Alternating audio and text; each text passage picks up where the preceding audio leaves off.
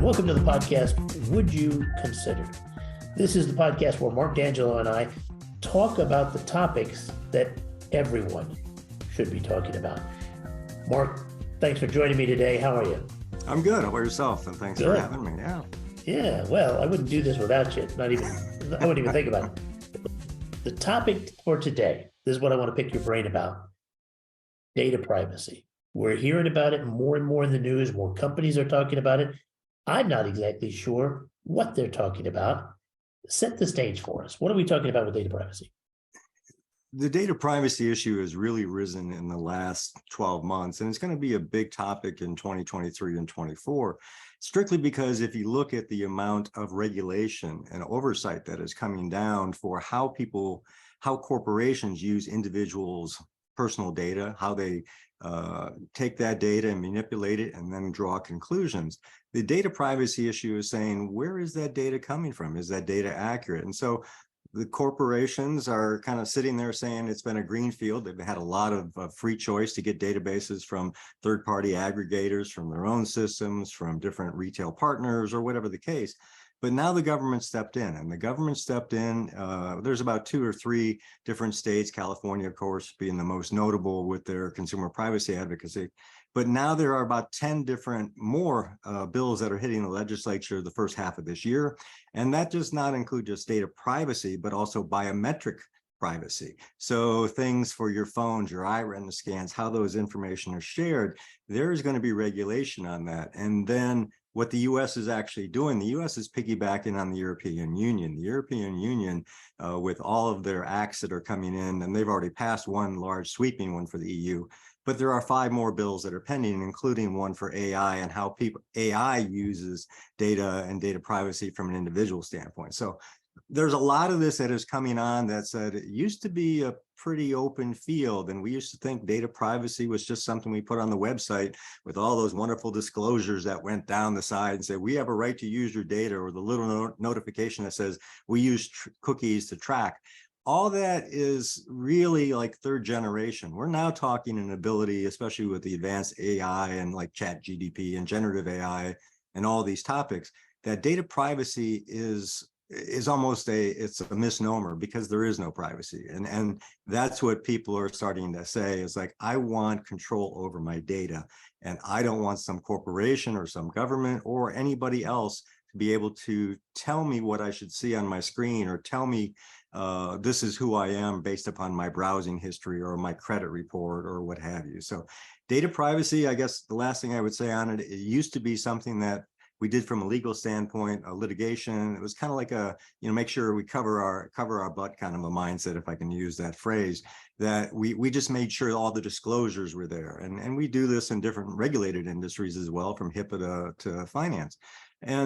But now it's becoming something different, where the users are basically saying, I don't want my data housed in some central repository that some corporation then will try to anonymize and then sell off to something else. It's become a much more bigger issue, and it's about satisfying the customer more than it is satisfying regulation. And that's where the new frontier really is trying to make sure the focus is on the customer and their needs, more than just putting out a disclosure and saying, we don't want to do this with your data, even though we may have a third-party aggregator. It's about the ethical sourcing of consumer data. Right.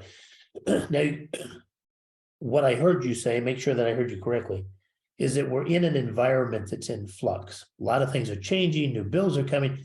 Many companies, when they're in that situation and it's not clear yet what the final outcome will be, they'll wait. Why is it important not to do that and to be discussing this now?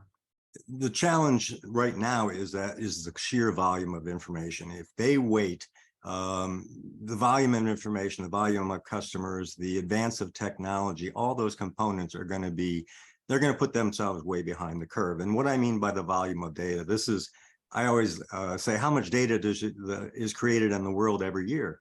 And right now it's about 4 times as much as every gallon of water in the entire planet.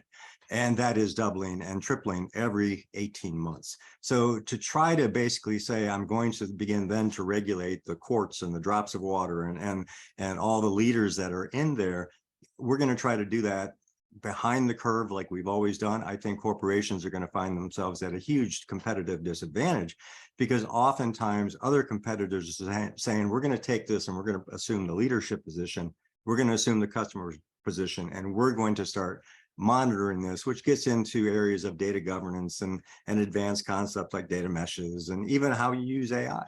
So you have to get in front of it now before it, you're basically not going to be able to compete if you try to come late to the curve. All right. Okay. Well, that's scary. Let me just say, that much data coming into these corporations every year. When they begin to discuss this in earnest, what do they need to consider? How would you suggest they structure that initial conversation? Well, they need to structure the conversation of saying, where am I at today? What are my capabilities internally? What do I need to do from my industry standpoint? And so they need that baseline. They need to say, what can I do? What skills am I missing? And then they need to look forward and say, okay, in 6 months, 12 months, 18 months, whatever the time frame is, what do I need to be? What level of requirements, or what level of consumer satisfaction, what level of customer for life criteria that I'm looking for can I satisfy, and what do I have to satisfy with their data privacy? Because if the consumer has control, they may only give me access to their information for that transaction, or maybe that week, or even when a mortgage thing, they may only give it to me for the period of closing, and then that information is retracted and placeholders put in spot, because the consumer owns that information, not the corporations. And so they need to start preparing that journey map, that roadmap, that customer experience now, because then that tells them what is technology, what partners do I need, and how do I actually make that happen, so I can begin to set down project plans, program plans, what have you, to make that a reality. Okay, I love it. Obviously, this is a massive topic, like all the topics we're going to discuss on this podcast. So we're going to want to go deep on this topic, and we're going to be looking for guests to join us in those conversations. And I'll come back to you with more questions too. If you're watching this podcast today and you have questions about data privacy or how your company should or could handle it, I hope you'll reach out to us. Mark will be happy to talk to you, and it might give us some ideas for future shows. Mark, thanks for being with us. Thank you. We'll see you again. Take care.